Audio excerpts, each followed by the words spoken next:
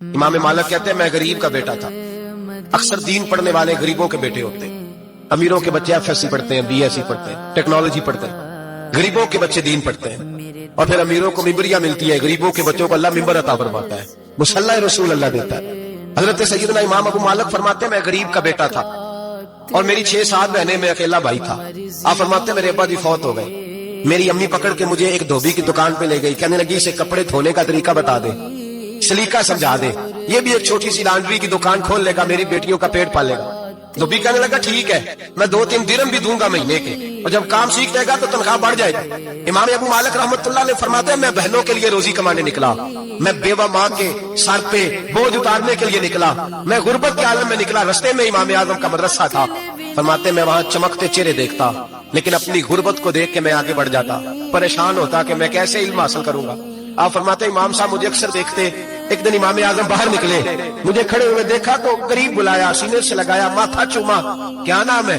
میں نے کہا ابو مالک میرا نام ہے. کہا تمہیں پڑھنے کا شوق ہے؟ کہا بڑا شوق ہے. کہنے لگے چل آ جا پڑھا کر, آ جا مدرسے میں پڑھا کر. کہتے میں سارا دن وہاں پڑھتا, گھر سے کام کرنے آتا, سارا دن امام اعظم کے پاس پڑھتا رہتا.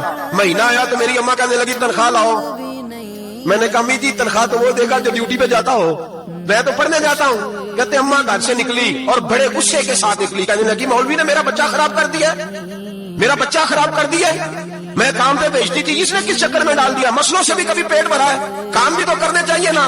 کہتے امام اعظم کے سامنے کھڑی ہوئی. امام صاحب بڑے امیر کبیر آدمی, اربوں خربوں پتی, اور پھر اتنے بڑے عالم فقیر, سارا بغداد, سارا کوفہ, سارا مصر سلوٹ کرتا ہے. بی بی آئی اور تیل جملے عورتوں کا طریقہ ہوتا ہے. کہنے لگی مولوی تیری سفید داڑھی, تیرا اتنا نام, تجھے خیال ہی نہیں آیا میں بیوہ عورت ہوں, تو نے میرا بچہ خراب کر ڈالا, میری یتیم بچیاں روٹی کہاں سے کھائیں گی, مسلوں سے بھی کبھی پیٹ بھرا ہے.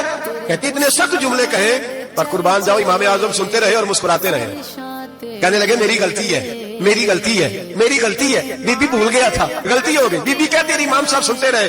جب غصہ اتر گیا تو کہنے لگے اماں تیرا غصہ اتر گیا ہے؟ اتر گیا ہے. کہنے لگے تیرا بیٹا بڑا نیک ہے, تیرا بیٹا بڑا لائق ہے, تو اسے پڑھنے دے.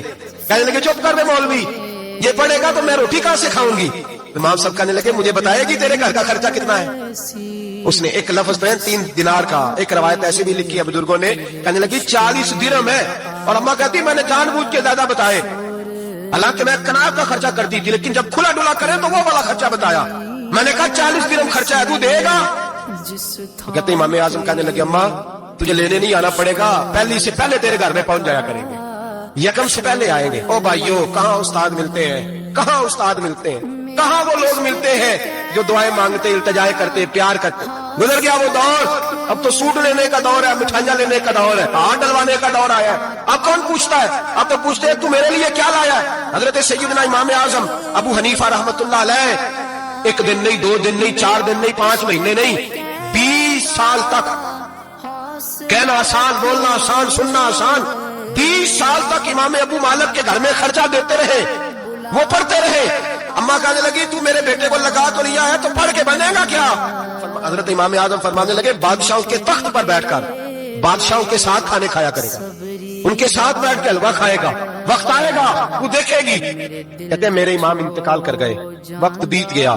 ہارون رشید نے مجھے بلایا بغداد میں اور کہا میں آپ کو چیف جسٹس بنانے لگا ہوں. کہتے ہیں میں خوشی سے سجدے کرنے لگا, میں چیف جسٹس بنا. میں نے اپنی اماں کو خط لکھا کہ اماں بغداد آ جا, تیرے بیٹے کو اللہ نے بڑی شان عطا کر دی ہے. فرماتے ہیں ہارون رشید کی بیوی بڑی اولیاء کی, علماء کی بڑی فرما بردار تھی, محبت کرنے والی. اس نے حلوہ بنا کے بھیجا, کھانا بنا کے بھیجا. ہارون رشید تخت پہ بیٹھ کے کھانے لگا تو کہنے لگا امام صاحب آپ ہی یہیں آ گئے میرے ساتھ. کہتے ایک کونے میں وہ بیٹھ گیا, ایک میں بیٹھ گیا, بیچ میں کھانا رکھ لیا. اتنی دیر میں میری اماں بھی پہنچ گئی. 2 لقمے کھائے تھے کہ اماں آ گئی. جب اماں نے مجھے تخت پہ بیٹھے دیکھا, ایک یتیم, ایک لاوارث, ایک بن باپ کا بچہ, وہ کل تک جو بہنوں کے لیے 4 دینار نہیں لا سکتا تھا, تخت پہ بیٹھ کے جب روٹی کھاتے دیکھا تو اماں تڑپ گئی, روئی, چیخیں ماری. میں نے کہا اماں کیا ہوا. کہنے لگی بیٹا مجھے تیرا استاد یاد آ گیا ہے, اس نے کئی سال پہلے کہا تھا اسے دین کا علم پڑھنے دے, اسے فقیہ بننے دے, یہ بہت آگے جائے گا. دیکھ آج اللہ نے تجھے کتنی شان عطا کی ہے. کہ بیٹا یہ کمال تیرا نہیں, یہ امام اعظم ابو حنیفہ کا کمال ہے, یہ ان کا کمال ہے جنہوں نے تمہیں یہاں تک پہنچایا. میرے بھائی اپنی پوری زندگی حضرت امام اعظم ابو حنیفہ نے, آج تو